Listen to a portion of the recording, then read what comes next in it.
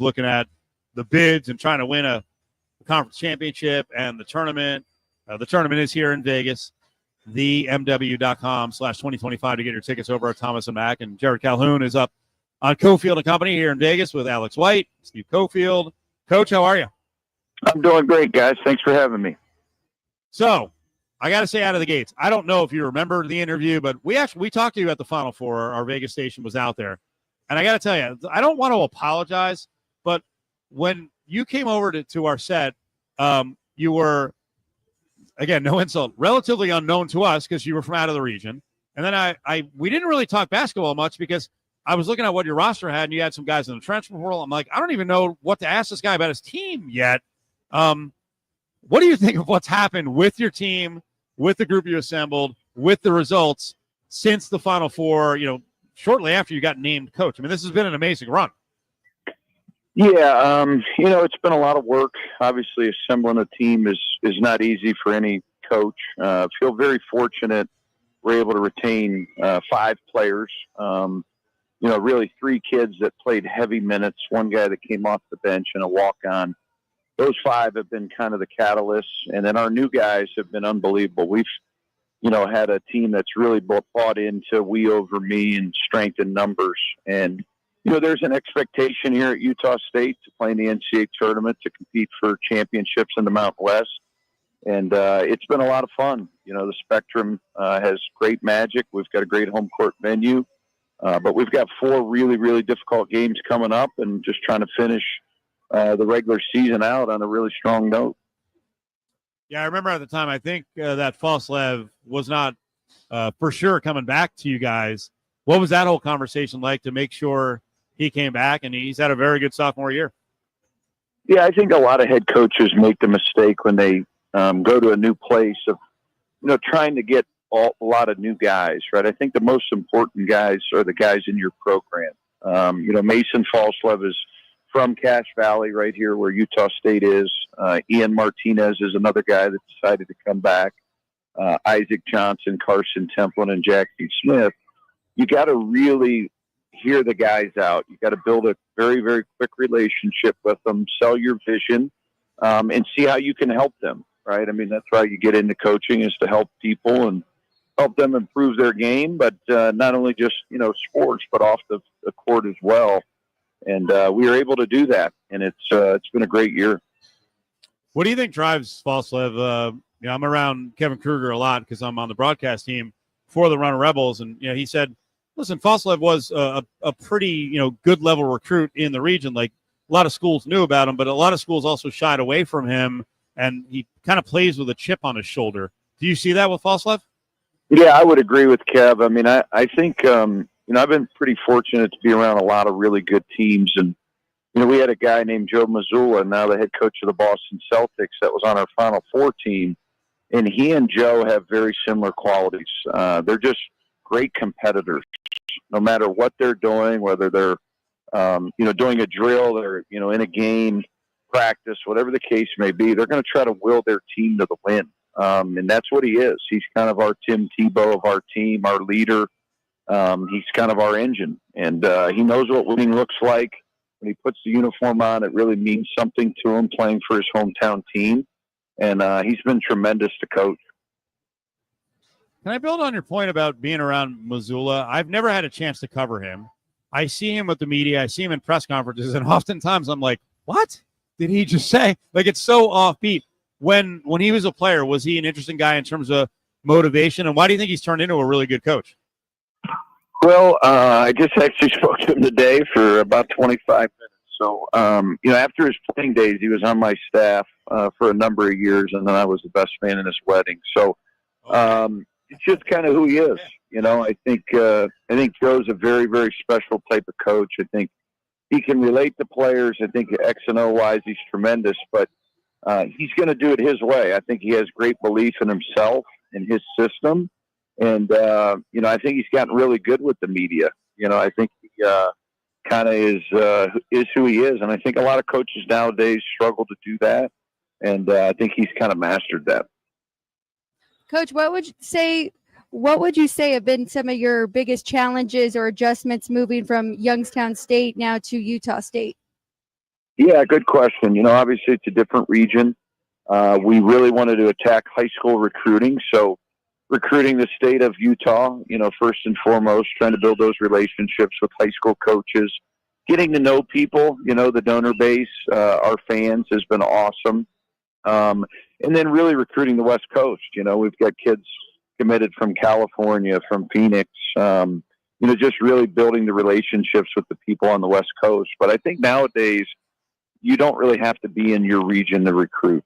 I think because of the transfer portal, NIL, if you can coach basketball, I think you can coach basketball anyways and anywhere. I don't think you have to be necessarily tied to a region. I think that's kind of really went out the window.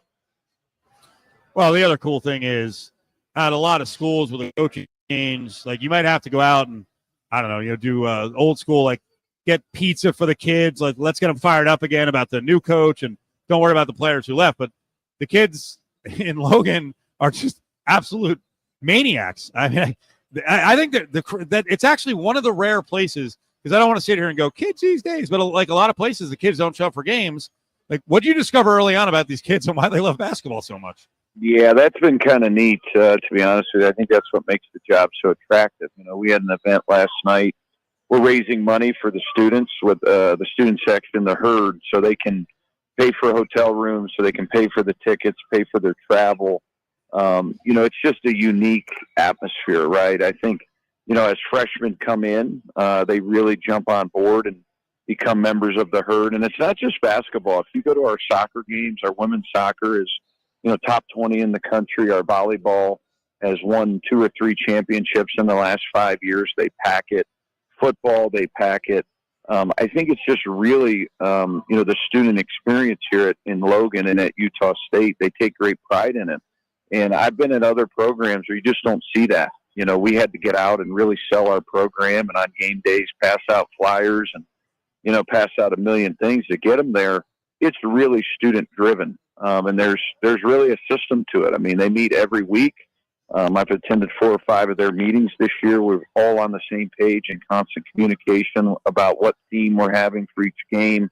And I think that's how you build that home court advantage. As a head coach, you have to be involved in some of this stuff. Any of the kids have the guts to come up to you and they're like, yeah, you know what, Ian Martinez, I think you need to play a couple more minutes, coach. Let's go. Come on. Well, they know their stuff. I mean, certainly, I got off social media about 2 months ago. I think it's just, there's just so many opinions nowadays. I didn't want to have any distractions. But, yeah, I've gotten direct messages. We were struggling for a while making free throws. They asked if we needed to be actually make noise during the free throw. So, yeah, they study it. It's one of the most knowledgeable student sections I've ever seen. themw.com/2025 for Mountain West Conference tournament tickets, March 9th to the 15th. There are special packages, including discounts on multiple sessions if you buy them. The women's tournament, you can buy an all-session pass for $75.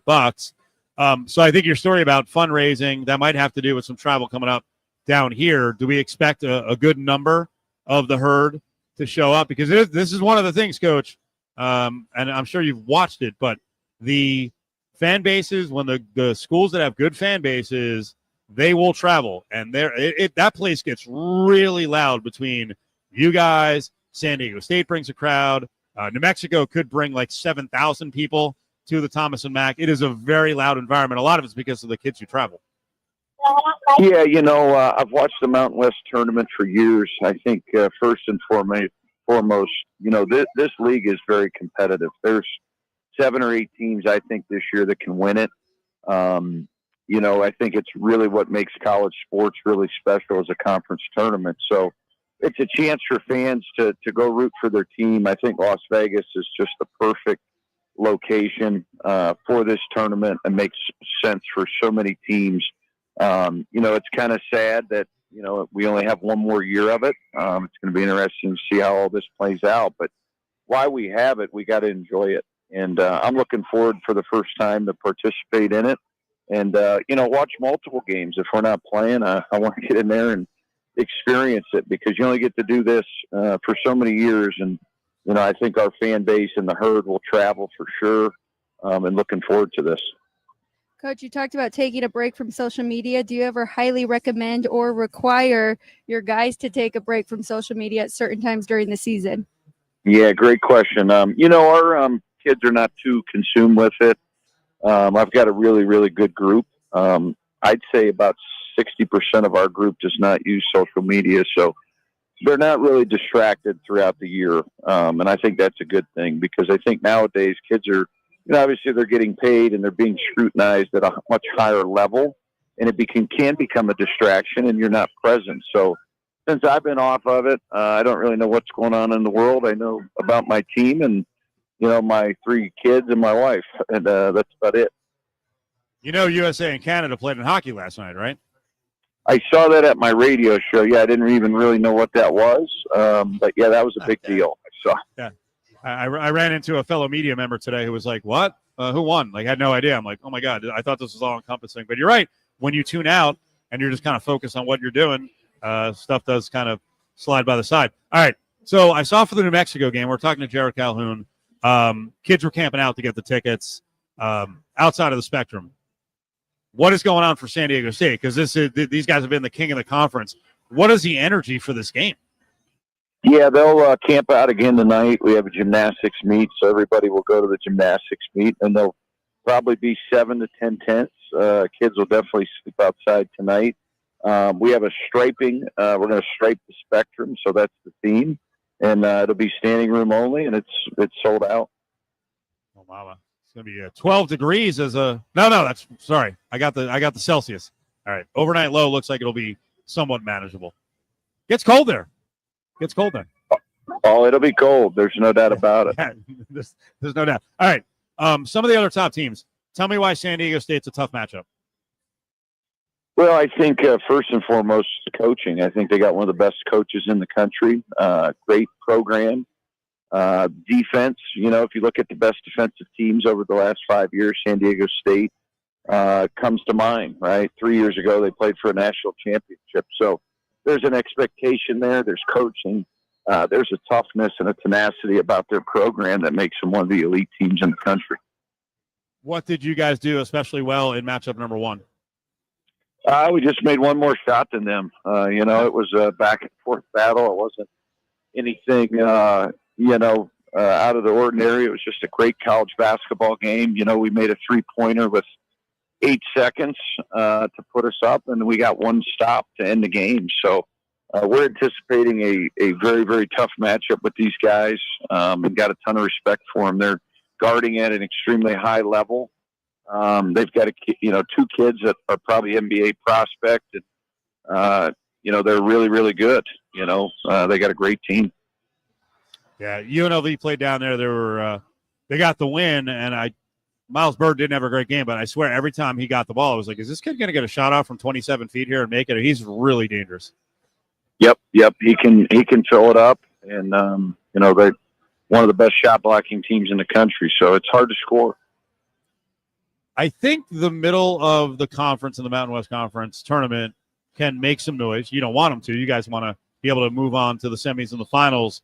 In particular, why was UNLV able to be more than competitive in game 1, and they had the good comeback? What was tough about the Rebels? I think with their 4-guard lineup, it makes it a little bit difficult. They've got 4 guards that can pass, catch, shoot, make good decisions.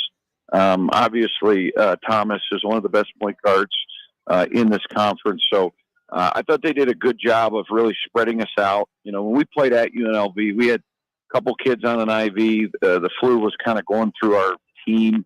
So we were not really that healthy in that game, but I thought they did a great job of defending us. They kept us out of transition, and they did a really good job of trying to spread us out with those 4 guards. Coach, we appreciate it. Good luck in the stretch coming up, because you're right. It's a tough one, and then we'll see you here in Vegas in a few weeks. You got it, guys. Thanks for covering the Mountain West, and appreciate you having me. There he is. Jerrod Calhoun has done an excellent job. Different than Danny Sprinkle, but Utah State is sort of a beacon of hope for Mountain West schools, because they've had turnover, and their culture and success continued through the turnover. Calhoun's a really good coach, and he's a guy I admire. because I want this conference to not build in the image. I guess it's not going to matter when they split, but building in the image of San Diego State and Boise State has always kind of irked me in that very few programs have tried to go, you know what? We respect your defense. We're going to defend at a high level, but we are going to score. We're going to make you defend. We're not going to play freaking brawl ball. And Utah State's not the biggest team, but let me tell you, if you don't defend them, they're going to hang 85. They're going to hang 93. I mean, the other night, what they had 105 against San Jose State. I mean, they are really dangerous. He does not have a leash on the players. They fire threes. What they run is really good. Their cuts are awesome. They cut hard, which I know that sounds stupid. Like not everyone cuts hard. So, really good job by Utah State. And I don't know why I said sorry, Coach, about the interview you don't remember back at the Final Four, but I remember sitting down with him, and I was like, okay, I don't know a lot about this guy, and he's got no players. I'm like, who the hell? What players am I going to break down? So we talked a lot about the program and the tradition and the culture. And then, like, within 3 weeks, I saw the team he put together. And I was like, oh, crap. He kept Martinez. He kept Foslev. He's gotten guys from all these different spots who fill good roles and who were, like, good 7 to 12 point per game dudes at a lower level. They have a big Gadaretse who he just hasn't clicked this year, but he was from Stetson, where he came in against UNLV, and I think he had, like, 18 and 10 a couple of years ago. And when I looked at the roster, I'm like, okay, they're going to be really good. Well, that's exactly why you said it, because you were just trying to set it up of how far he has come and what you were. Thanks, I appreciate that. Yeah, it's I was not like a little you were self-deprecating, but no, it's not like you were like, "Hey, you have Cooper Flag. You guys should have a pretty good year, right?" You're saying you didn't know what they were doing at that point. I was like, I didn't think anyone was coming back, but retention when a new coach comes in is so massive. Same thing with football. We talked about it yesterday with Brad Powers, one of our gambling insiders. And I know you'll have Brad on every once in a while with South Point Studios, Alex White, Cofield, and Mateo down here at the Golden Circle Sportsbook Bar. Brad had a great list of retention, then use of the transfer portal. And he pointed out that of the 12 teams that made the playoff last year, the majority of them have taken in less than 8 total transfers. Wow. Clemson finally. 2 of the programs, there was 3 actually. Arizona State took 12, but that's kind of still a building program. They exceeded expectations last year. Indiana took 20 because he had a lot of one and done help now and guys from James Madison who were that. And then SMU took 14, but like the traditional powers. And I think Boise just got a couple guys today, so they might be at like 8 or 9. The traditional powers, for the most part, were like 6 or 7 players. Very interesting. Well, there's a misnomer out there. I was having a conversation with someone who is in college sports, not necessarily football, and they were like, man, the dominant schools with all this money, they're going to kill it because their threes are going to be awesome. And I was like, I chose not to argue at that point. I'm like, yeah, I don't think that's going to happen. I think the opposite is happening, is that the big boys don't have the amount of 2s and 3s. And I'm talking about a depth chart. Right, exactly. 1s, 2s, and 3s. So their depth isn't as good as it used to be. They certainly don't have the depth at quarterback because almost no good quarterback is going to stick it out for more than 2 years not playing. But I thought that was really interesting that the way they looked at it. Well, one, the schools that only had needed 6 or 7 guys retained well because continuity is what this is all about. And then there was a list of 10 schools that had 50 plus. And they're actually, Brad, I think, was missing one. One of them was Reno, Nevada. Another one was UNLV. UNLV has taken in 51 new players. Wow. But they also took in 45 new players or more the last 2 years. Can they do it 3 years in a row and win? Well, we did see the schedule. It is pretty favorable. So I hope so. And they're building a culture like we're talking about. And they're better supported money-wise than they've ever been. And there's other monies that are needed for support around the program. So I want to get back to the UNLV schedule in a couple minutes here. But we got to go back to the ratings and the result and the heat around USA Canada hockey, because it was an awesome show. The lead-in was great. We'll see what the come out of the game is going to be around the league. Your home for everything sports.